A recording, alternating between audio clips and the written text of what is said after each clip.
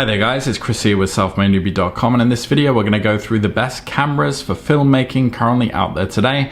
Now I've tried to keep this list as comprehensive as possible, narrowing it down to my absolute favorite 5, so no matter what you're looking for, there'll definitely be something on this list for you. So before we jump in, drop a like, subscribe and turn on that bell so you're updated with new videos.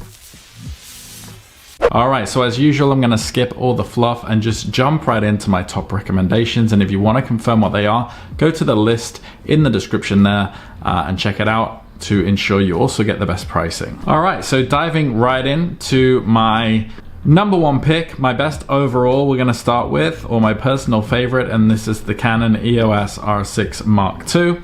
So this is one of the best hybrid cameras I've used. It's a powerhouse for videos and content creators with key improvements over the already excellent RS6. The Mark II is now a great option for those looking into a mirrorless camera for advanced video work.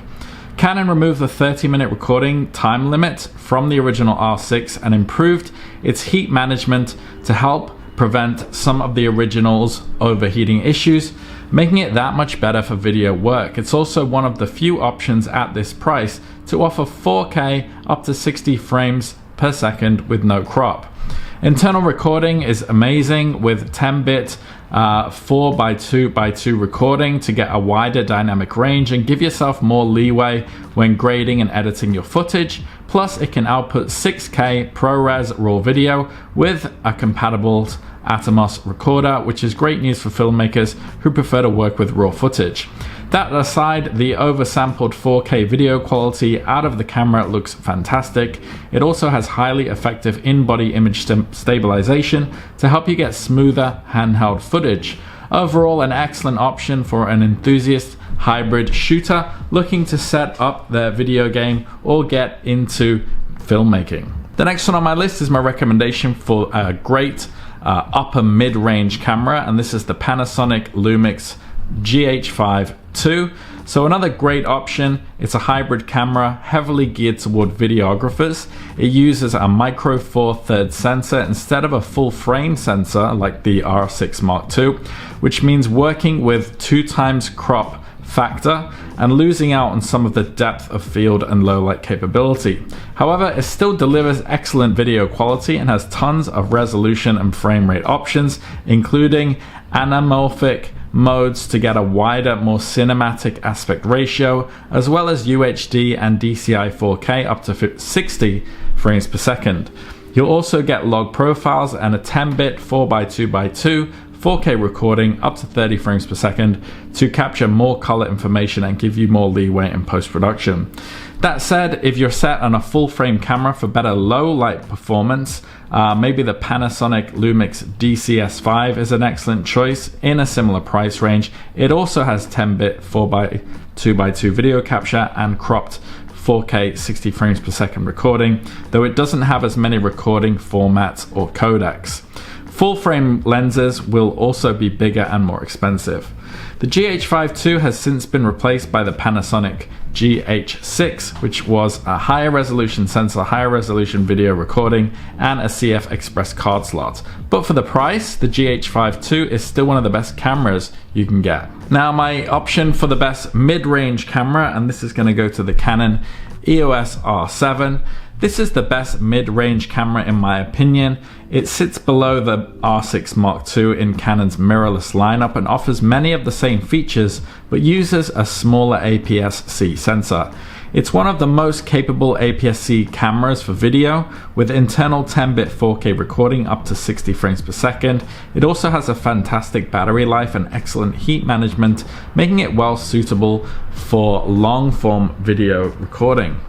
If that wasn't enough, the camera also features a highly effective in-body image stabilization system for smoother handheld recording, and its APS-C sensor can't capture as much dynamic range as a full frame camera like the R6. It doesn't support as many resolution options and recording formats as the Lumix GH5. Having said that, if you don't need full frame video quality and good low light performance, this is a fantastic option for the price. The next one on my list is my favorite budget camera, and this is the Sony ZV-E10. If you're on a budget, this is a solid option. It's marketed as a vlogging camera, and this entry-level model offers a lot for videographers and filmmakers who don't want to spend a fortune on camera gear. It doesn't have a viewfinder like the cameras I spoke of before, but the fully articulated screen is perfect for video work. The camera's portable size also makes it a breeze to shoot anywhere. Unfortunately, it doesn't have IBIS, so you can pair it with optically stabilized lenses or use a gimbal to get smooth camera movements. It also has excellent connectivity options with headphone and mic jacks and a micro HDMI port to connect to an external monitor. There's no time limit on recording, which is great for longer sessions. Its battery life is also impressive, and you're unlikely to have any issues with overheating.